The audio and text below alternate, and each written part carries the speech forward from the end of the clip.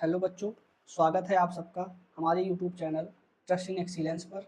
आशा करता हूँ कि आप सभी स्वस्थ और मस्त होंगे। आज हम 12वीं की गणित का पहला अध्याय संबंध एवं फलन शुरू करेंगे, जिसमें अगर कहें तो यही सेम चैप्टर 11th में भी है, लेकिन इसमें और उसमें क्या अंतर है, मतलब 12वें के संबंध एवं फलन और 11वें के संबंध एवं फलन में यही इतना अंतर है कि 11वीं में केवल इसके बारे में दिया था, संबंध क्या होता है या फलन क्या होता है। लेकिन जो 12वीं में आपको पढ़ना है, 12वीं में संबंध का प्रकार पढ़ना है या फलन का प्रकार पढ़ना है। तो मैं आपको पूरा का पूरा संबंध से ही शुरू करूंगा कॉन्सेप्ट बनाने के लिए। संबंध और उसके प्रकार की चर्चा आइए करते हैं कि क्या है। तो सबसे पहले आपको बताया जाए कि संबंध क्या है। संबंध का मतलब रिलेशन। रिलेशन से आप भली भांति परिचय लिए होंगे कि रिलेशन क्या है। रिलेशन का मतलब का जो रिलेशन का निष्कर्ष निकलने वाला है वो रिलेशन है क्या। जैसे मैं दो परिवार ले लूं, जिसको आप दो समुच्चय का नाम दे सकते हैं कि दो परिवार जो हम कह रहे हैं वो दो समुच्चय हैं, समुच्चय ए और समुच्चय बी। मान लेते हैं समुच्चय ए में जो मतलब परिवार ए है, इसमें 3 सदस्य हैं, ए बी और सी। और जो परिवार बी है इसमें 4 सदस्य हैं, एक्स वाई जेड टी। तो जो समुच्चय ए और बी मतलब परिवार ए या बी है, ये तो अलग अलग हुए, लेकिन अगर आपका रिलेशन निकालना है कि इसका रिलेशन क्या है, तो रिलेशन का अर्थ हुआ सबका कुछ ना कुछ रिलेशन होगा। तो जो रिलेशन आर होगा वो ए क्रॉस बी के बराबर होगा। मतलब रिलेशन आर का जो मान होगा, पहले तो हम ए क्रॉस बी निकाल लें कि ए क्रॉस बी है क्या। ए क्रॉस बी बराबर होगा ए का मतलब सभी से, बी का सभी से और सी का सभी से गुणा। तो ए का एक्स से ए कामा एक्स, ए का वाई से ए कामा वाई, ए का जेड से ए कामा जेड, इसी प्रकार से ए का टी से ए कामा टी। ए का सभी से रिलेशन हुआ। फिर बी भी सबसे रखेगा, बी का एक्स से बी वाई बी जेड और बी टी। सी भी सभी से रिलेशन रखेगा, तो सी एक्स सी वाई सी जेड और सी टी। ये ए क्रॉस बी है। इसी ए क्रॉस बी को हम आर का नाम देते हैं कि मतलब जो रिलेशन है वो सबको साथ में लेके चलता है कि किसका किससे क्या क्या संबंध है। ए का भी एक्स से कुछ संबंध होगा, बी का भी एक्स से संबंध होगा, सी का भी एक्स से संबंध होगा। जिसका संबंध होगा, तो जो रिलेशन है वो सबका कुछ ना कुछ किसी ना किसी के साथ है। तो ऐसे रिलेशन को हम आर कहते हैं। आर का प्रदर्शन या रिलेशन, इतनी बात समझ में आई जो 11वीं में केवल आपको जानना था। नहीं जाने हैं तो आज जानिए। सरल भाषा में मैं परिभाषित रूप से कुछ नहीं लिख रहा हूँ, केवल समझाने का उद्देश्य यही है कि आप इसको समझते रहें कि क्या है। अब जो आपको 12वीं का टॉपिक शुरू करना है, क्या शुरू करना है, संबंध के प्रकार। तो संबंध के प्रकार की बात करें तो सबसे पहला मैं संबंध दूं रिक्त संबंध। रिक्त संबंध मतलब कहें तो एकदम खाली। कोई किसी से, कुछ ऐसे भी प्राणी पाए जाते हैं अपनी दुनिया में जो केवल और केवल अपने लिए जी रहे हैं, किसी का किसी से वो खुद से भी संबंध नहीं रखते, उनकी मोह माया अपने से भी नहीं। मतलब कहें तो घर है लेकिन घर में सदस्य नहीं है। मतलब रिलेशन बनाने के लिए आपके पास पूरा का पूरा माहौल है, लेकिन रिलेशन वाले ही नहीं। तो सीधी सी बात है कि ऐसा संबंध जिसमें आर को कहें तो ये खाली, हमने कहा घर, लेकिन घर के अंदर कोई नहीं। तो ऐसे संबंध को, मतलब ये आर जो आया है केवल यही है, लेकिन कहें तो इसका कोई भी अवयव इसके अंदर नहीं है। तो ऐसे चीजों को हम कहते हैं, ऐसे रिलेशन को कहते हैं रिक्त संबंध ना। दूसरा मतलब इसको इम्पटी रिलेशन कह सकते हैं। अगर मैं दूसरे संबंध की बात करूं प्रकार में, तो दूसरा है सार्वत्रिक संबंध। सार्वत्रिक संबंध मतलब यूनिवर्सल रिलेशन, जो सब के साथ रखता हूं। तो यहाँ पर जो आर का मान प्राप्त हुआ है, आर बराबर इतना, क्योंकि ये ए का भी एक्स से है, ए का सब से है, बी का भी सभी से है, सी का भी सभी से है। इसी प्रकार से एक्स का भी ए से होगा, वाई का भी बी से होगा, जेड का भी सी से होगा। हर चीज में कहें तो सब के सब जितने भी संबंध हैं वो सभी सार्वत्रिक संबंध है।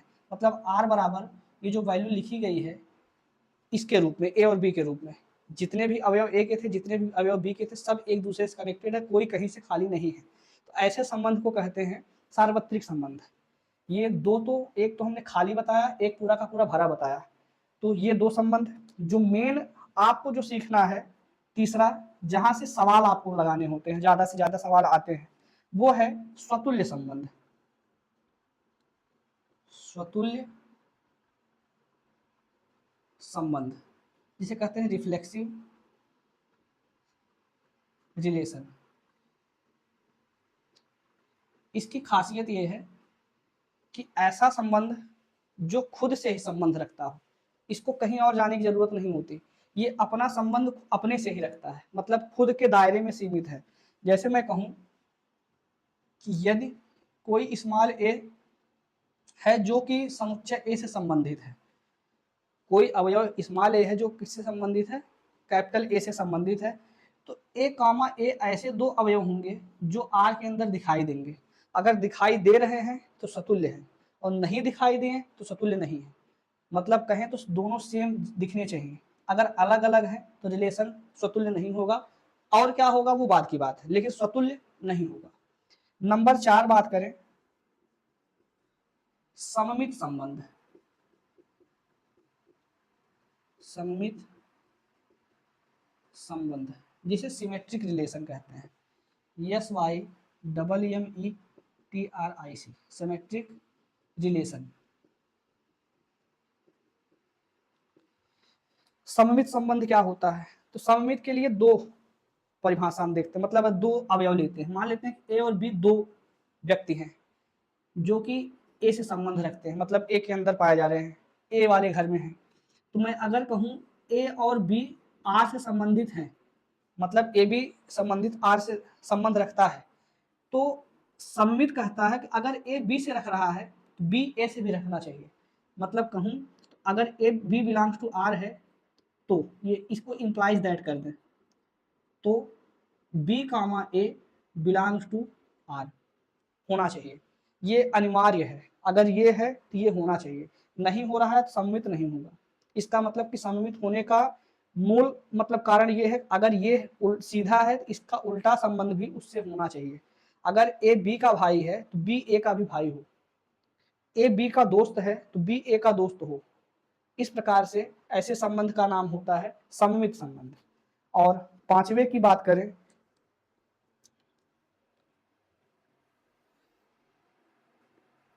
पांचवा है सममित के बाद संक्रामक संबंध। संक्रामक संबंध मतलब कहें तो ट्रांजिटिव रिलेशन। ट्रांजिटिव रिलेशन ये क्या है? तो यहाँ पर मैं तीन चीज़ों को उठाऊंगा, तीन के बारे में बताता है। अगर मैं ए बी और सी तीन संबंध लूँ, मतलब तीन अवयव लूँ जो कि ए के अंदर विद्यमान हो, यदि ए बी सी तीन अवयव ए के अंदर पाए जा रहे हैं, एंड कंडीशन अगला कि अगर ए बी आर से संबंध रखता है, कामा बी सी आर से संबंध रखता है, तो अगर ए बी से संबंध रखता है, बी सी से संबंध रखता है, तो संक्रामक ये कहता है कि ए और सी संबंध रखेंगे आपस में, मतलब ए कामा सी बिलोंग्स टू आर होगा। फिर से समझिए, अगर ए बी का मित्र है, बी सी का मित्र है, तो ए भी सी का मित्र होना चाहिए। अगर हो रहा है तो संक्रामक है, नहीं हुआ तो संक्रामक नहीं है। ए बी का पड़ोसी है, बी सी का पड़ोसी है, तो ए सी का पड़ोसी होना चाहिए। ये कहता है कि अगर नहीं होगा तो मैं नहीं हूँगा।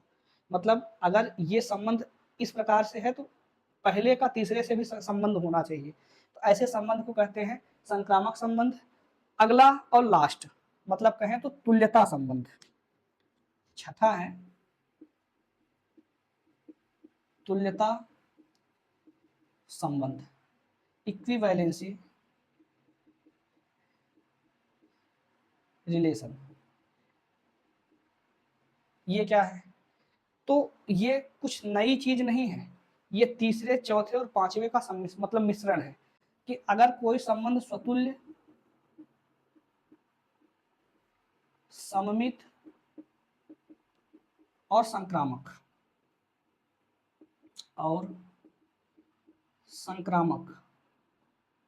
तीनों है, तो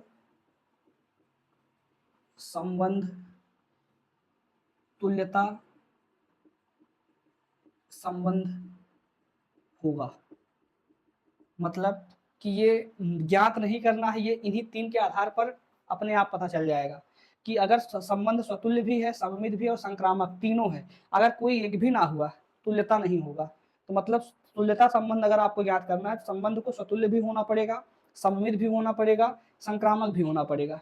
यदि संबंध तीनों है तो ऐसे संबंध को कहते हैं तुल्यता संबंध। फिर से पूरा जानते हैं कि हमने कहा रिलेशन क्या है। रिलेशन में हमने 2 समुच्चय ए बी लिए, ए बी का जो क्रॉस प्रोडक्ट था ए क्रॉस बी ये आया। इन सभी अवयवों को अगर आर अपने अंदर रखता है तो वही होता है रिलेशन। रिलेशन में हमने जाना कि इसके प्रकार कितने हैं, कितने टाइप्स का होता है। तो सबसे पहला हमने जाना रिक्त। रिक्त का मतलब कि रिलेशन है लेकिन केवल घर है, अवयव नहीं है इसमें। सार्वत्रिक संबंध का मतलब कि सब कुछ उसके अंदर भरा, मतलब बड़ा परिवार, मतलब पूरे के पूरे रिश्तेदार, आपका घर, रिश्तेदार का घर सब एक हुआ रहे, ऐसे संबंध को कहते हैं सार्वत्रिक संबंध। स्वतुल्य संबंध का मतलब कि ऐसा संबंध जो खुद का खुद से रखे। सममित संबंध का मतलब कि ऐसा संबंध जो अगर ए से बी का है तो बी का ए से भी होना चाहिए, अगर है तो सममित है, नहीं है तो नहीं है। तीसरा संक्रामक संबंध, जो संबंध ए का बी से है और बी का सी से है, वही सेम टू सेम ए का सी से होना चाहिए। अगर हो रहा है तो संक्रामक है, अन्यथा संक्रामक नहीं है। जो संबंध तीनों होता है, मतलब स्वतुल्य, सममित और संक्रामक तीनों हो जाए, ऐसे संबंध को कहते हैं तुल्यता संबंध। ये रहा संबंध। अच्छा, कभी कभी संबंध में केवल और केवल एक, जितने हमने बताए हैं यहाँ पर हमने समुच्चय में एक समुच्चय लिया, दूसरा तो लिया ही नहीं है। तो समुच्चय में कभी कभी ऐसा होता है कि केवल आपको एक समुच्चय दिया रहेगा। अगर जब बाय द वे समुच्चय ए दिया है केवल ए बी सी, तो इसका रिलेशन कैसे ज्ञात करेंगे? फिर रिलेशन के लिए आप ए क्रॉस ए करेंगे। ए क्रॉस ए का मतलब A B C cross A B C, इसका क्रॉस करेंगे तो आएगा कितना? ए का ए से ए कामा ए का बी से ए कामा बी, ए का सी से ए कामा सी, बी का ए से बी कामा ए, बी का बी से बी कामा बी, बी का सी से बी कामा सी, फिर सी का ए से सी कामा ए, सी का बी से सी कामा बी और सी का सी से सी कामा सी। ये जो स्वतुल्य, सममित और संक्रामक बताए गए हैं, ये तीनों इस प्रकार के मतलब समुच्चय के लिए है। जो समुच्चय होगा वो केवल एक समुच्चय दिया रहेगा, उस समुच्चय का क्रॉस प्रोडक्ट मतलब उसी के साथ करेंगे। मतलब इसका अगर सार्वत्रिक देखा जाए तो ये इसका सार्वत्रिक आर है, इसका सार्वत्रिक आर ये है, इसका सार्वत्रिक आर ये है। तो इसके सभी में से ए बी बी और सी सी निकाल दिया जाए तो सममित है, सॉरी स्वतुल्य है। सममित की बात करें, ए बी अलग कलर कर दें, अगर स्वतुल्य है सममित के लिए ए बी है, ए बी के साथ क्या दिखना चाहिए? बी ए दिखना चाहिए। अगर मैंने ए सी देखा, ए सी के साथ क्या दिखना चाहिए? इसका उल्टा सी ए दिखना चाहिए। ठीक, अगर मैंने बी सी देखा तो बी सी का उल्टा हमें क्या दिखना चाहिए? बी सी का उल्टा सी बी दिखना चाहिए, जो कि है। इसका मतलब ये क्या है? संबंध जो है वो सममित संबंध है। संक्रामक के लिए ए बी दिखे, ए बी दिख रहा है, ए बी के बाद कोई चीज बी से प्रारंभ हो तो बी से प्रारंभ हुआ बी ए, फिर पहला इसका ए है, इसका आखिरी ए है, ए कामा ए यहाँ पर है, इसका मतलब ये संक्रामक है। तो हमने स्वतुल्य, सममित और संक्रामक जो संबंध बताया है वो किसके लिए बताया है? केवल ए के लिए। ए का मतलब कि ए ऐसा समुच्चय होगा जिसका क्रॉस खुद से करना है, जो रिजल्ट प्राप्त होगा वो सार्वत्रिक का प्राप्त होगा। अगर इसमें कुछ ना लिखें तो रिक्त है, सब कुछ लिखें सार्वत्रिक है, केवल और केवल खुद का खुद से लिखें मतलब सेम सेम तो स्वतुल्य है, सीधा लिखे तो उल्टा लिखना है मतलब ए बी लिखे बी ए लिखना है। तो ऐसे चीजों को लिख रहे हैं सममित है, और इस प्रकार से लिख रहे हैं तो संक्रामक है। जो तीनों को लिख दिया जाए तो तुल्यता संबंध है। ठीक, स्क्रीनशॉट ले लीजिए।